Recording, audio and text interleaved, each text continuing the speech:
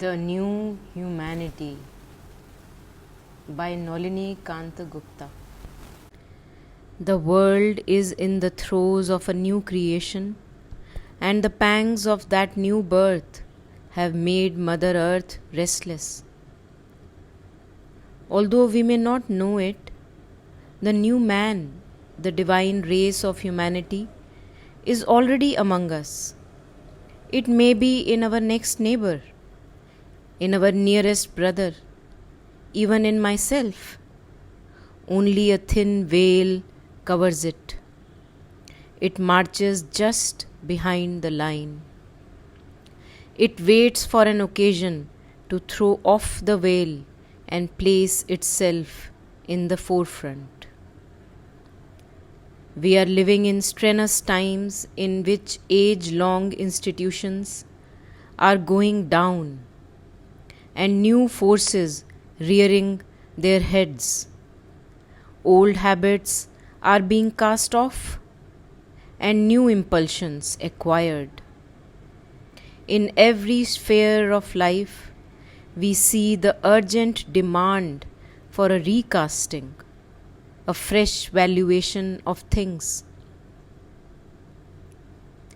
There is a hidden surge of a power, the secret stress of a spirit that can no longer suffer to remain in the shade and behind the mask, but wills to come out in the broad daylight and be recognized in its plenary virtues. On the momentous day when man appeared on earth, the higher man also took his birth. Since the hour the spirit refused to be imprisoned in its animal sheath and came out as man, it approached by that very uplift a greater freedom and a vaster movement. And now the days of captivity, or rather of inner preparation, are at an end.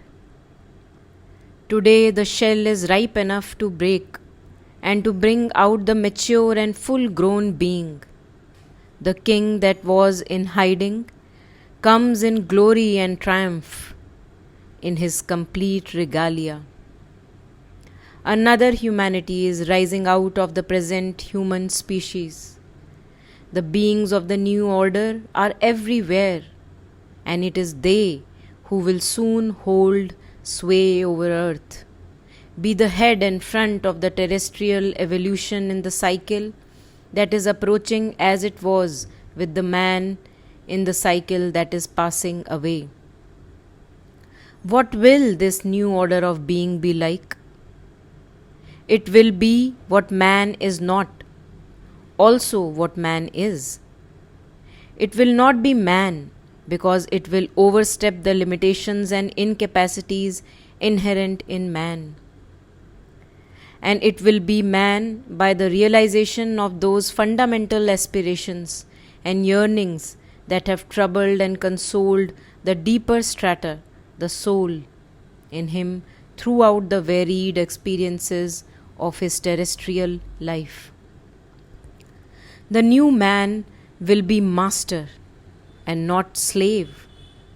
He will be master first of himself and then of the world. Man, as he actually is but a slave. He has no personal voice or choice. But the new man will have found himself, and by and according to his inner will, mold and create his world. We will recognize the new man by his very gait and manner, by a certain kingly ease and dominion in every shade of his expression. Not that this sovereign power will have anything to do with aggression or overbearingness. It will not be a power that feels itself only by creating an eternal opponent, Erbfind, by coming in constant clash with a rival that seeks to gain victory by subjugating. It will rather be a divine power, for the strength it will exert and the victory it will achieve will not come from the ego. It is the ego which requires an object outside and against to feel and affirm itself.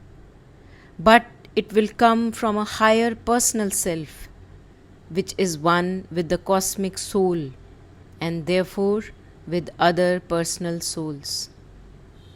The Devic power does not assert but simply accomplishes. The forces of the world act not as its opponent but as its instrument. Thus, the new man shall affirm his individual sovereignty and do so to perfection by expressing through it his unity with the cosmic powers, with the infinite Godhead. And by being Swarat, self-master, he will become Samrat, world master. The new man will know not by the intellect which is egocentric and therefore limited, not by ratiocination which is an indirect and doubtful process, but by direct vision, an inner communion, a soul revelation. The new knowledge will be vast and profound and creative, based as it will be upon the reality of things and not upon their shadows. Truth will shine through every experience and every utterance. A truth shall have its seat on our speech and mind and hearing. So have the Vedas said. The mind and intellect will not be active and constructive agents, but the luminous channel of a self-luminous knowledge. And the heart too, which is now the field of passion and egoism, will be cleared of its noise and obscurity. A serener sky will shed its pure warmth and translucent glow. The knot will be rent asunder, bhidyate hriday granthi, and the vast and mighty streams of another ocean will flow through. We will love not merely those to whom we are akin, but God's creatures, one and all. And the new society will be based not upon competition, nor even upon cooperation. It will not be an open conflict, neither will it be a convenient compromise of rival individual interests. It will be the organic expression of the collective soul of humanity, working and achieving through each and every individual soul its most wide-winging freedom, manifesting the Godhead that is proper to each and every one. It will be an organization most delicate and subtle and supple, the members of which will have no need to live upon one another, but in and through one another. The new humanity will be something in the mold that we give to the gods. It will supply the link that we see missing between gods and men. It will be the race of embodied gods. Man will attain that thing which has been his first desire and earliest dream, for which he coveted the gods, immortality. Ours is a little soul that has severed itself from the larger and mightier self that it is, and therefore does it die every moment, and even while living is afraid to live, and so lives poorly and miserably. But the age is now upon us when the godlike soul, anointed with its immortal royalties, is ready to emerge and claim our salutation. The question that confronts us today is no longer whether the new man, the superhumanity, will come, or if at all, when. But the question we have to answer is who among us are ready to be its receptacle, its instrument and embodiment.